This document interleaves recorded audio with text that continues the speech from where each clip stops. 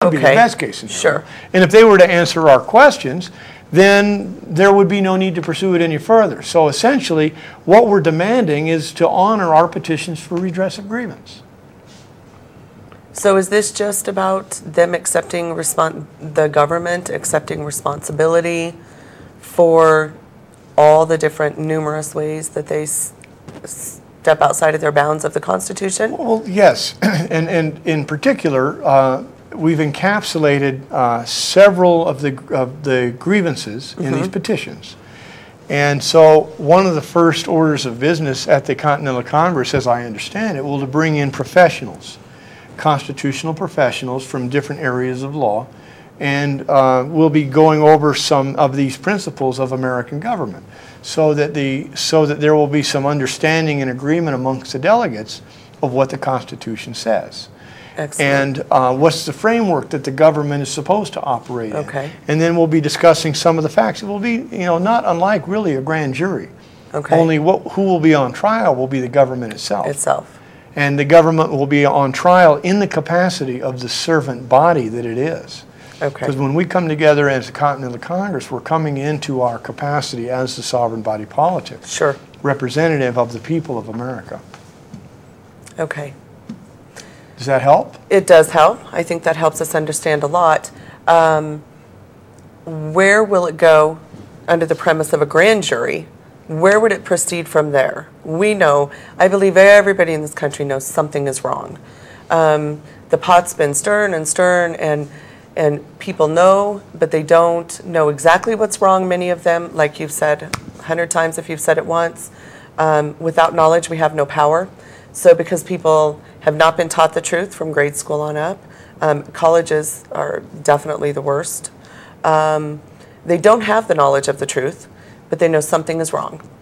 So where do we go after this grand jury says, okay, these are the boundaries, the laws that you have broken, and it will be the servants, not the government entity, is my understanding, but the actual servants that have broken specific laws with regard to the Constitution. Where would it go from there? Well, this is where it could get really interesting. If we work from a place of what is truth, sure. If we work from a place of, everything seems to be relative, and we're living in a morass of confusion right now. Sure, certainly. Who gets to decide what is true? So living in the year 2009, we have the government and Barack Obama and his Congress, and I say his in the context that it's, democratic. Sure. Basically imposing their will on the American people because Absolutely. They're not taking into consideration the limitations of power that the Constitution imposes on them. Absolutely. So in this context, they're acting arbitrarily and capriciously, ultra vires would be the word in this context, without authority. And yet, because no one wants to stir the pot or no one wants to say anything or it's not politically correct because we might be accused of being racist or whatever, we're all being silent relative to, well, I shouldn't say that. That was an extreme thing to say. Sure. I shouldn't say we all. I should say that there's a general fear, there's a general concern, but there's also this uprising of anger we're starting to see at town hall meetings where, the older generations that who do understand the principles of the Constitution are starting to raise their voice. So I got a little sidetracked. Let me see. You're wanting to know where are we going to go, really, if the Continental Congress makes certain decisions. I said this on a radio show yesterday. Again, this would go to a best case scenario. The military of this country, when they enlisted or when they were accepted into the ranks of an officer, sure. They took an oath to support and defend the Constitution. They didn't take an oath to support and defend the government. Oh, they took wonderful. an oath to support and defend the Constitution, now listen carefully, against all enemies, foreign and domestic. Oh, all right? Excellent. Coming together in a Continental Congress could appear to be a terrorist act in a relative sense. Terrorist only to the degree that this government is operating outside the boundaries of American law. Absolutely. Now, we're operating, as we understand it, within the boundaries of American law. But if we have a Bolshevik-type circumstance going on here, where there's a deliberate effort to undermine the principles of the Constitution, then suddenly those of us that are standing on the Constitution literally become enemies of the status quo. Absolutely. Which now, the irony here is that if you look back at the gospel of Christ, he did the same thing. Yes, he did. Because the kingdom of God has always been, and it will ever be, and it has no beginning and it has no end, and Christ came to preach the precepts of that gospel. Okay, so by us standing on the truth, we basically put ourselves into the position of telling the truth. Now, when I say truth, what I mean is the principles that this nation was founded on. The founding fathers held to be self-evident as truth, certain unalienable principles, unalienable rights, for example, that certain principles that the government is standing upon. And so we're operating under those principles. But in a relative sense, the government is not. So in a relative sense, the government collectively has become criminal.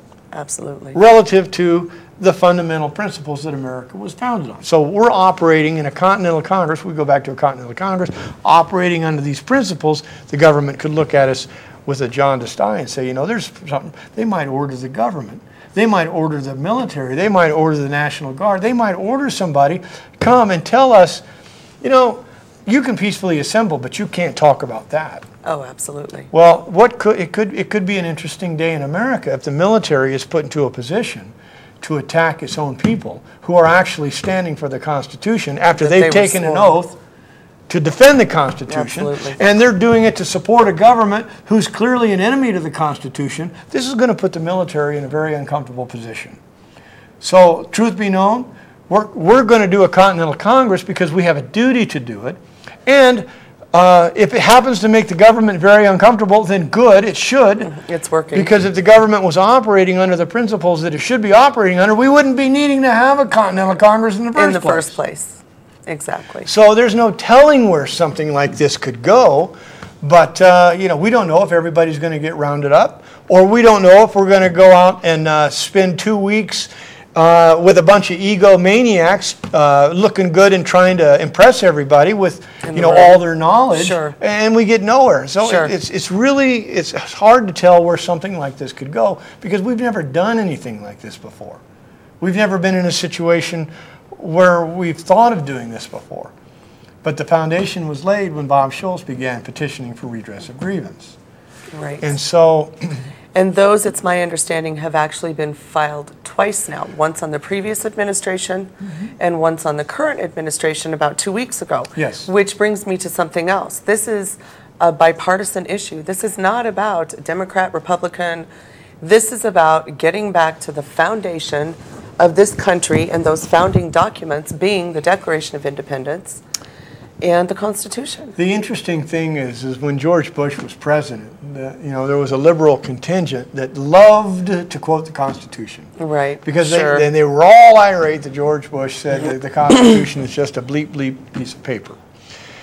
And so there was a lot of studying going on by liberals about the principles of democracy, the Declaration of Independence, and all this. Well, suddenly they get their man in office. And so now there's this shift. Now there's a conservative element. They're wanting to know more about the Constitution. The interesting thing is that these liberals that were opposed to Bush now understand the principles of the Constitution. Well, now we got a liberal, an ultra-liberal, Marxist in office, and now the conservatives are coming around to understand the principles. And so it's not an irony, it's only the natural thing. Absolutely. That both sides find an agreement. They're finding agreement on the fundamental principles, which is nonpartisan. Exactly. Now, how they walk away from the conversation, they either move toward the left or what they would consider the right, as opposed to realizing that it's all about total government or no government. Right. And somewhere in the middle. So it's not about communism and versus fascism. It's about totalitarianism, which comes under the form of fascism or communism. But going back to your original thought, this is a nonpartisan thing. This is about returning to our roots so that we have some semblance of who we are as a people. And is Barack Obama actually moving this country? Was George Bush actually moving this country away from those principles? And now is it so far that now we're almost in a panic because, oh my gosh, where are we going? And Right. if we go out there, we're swimming in this sea that we know nothing about. Right. But see, with the Constitution and the Declaration of Independence, we have a foundation that we can at least begin a conversation about. And then if we begin to move that conversation out into society, the principles of freedom are contagious. And so I think that the idea of a Continental Congress is it's going to take courage. Oh, absolutely. A lot of courage for these men and women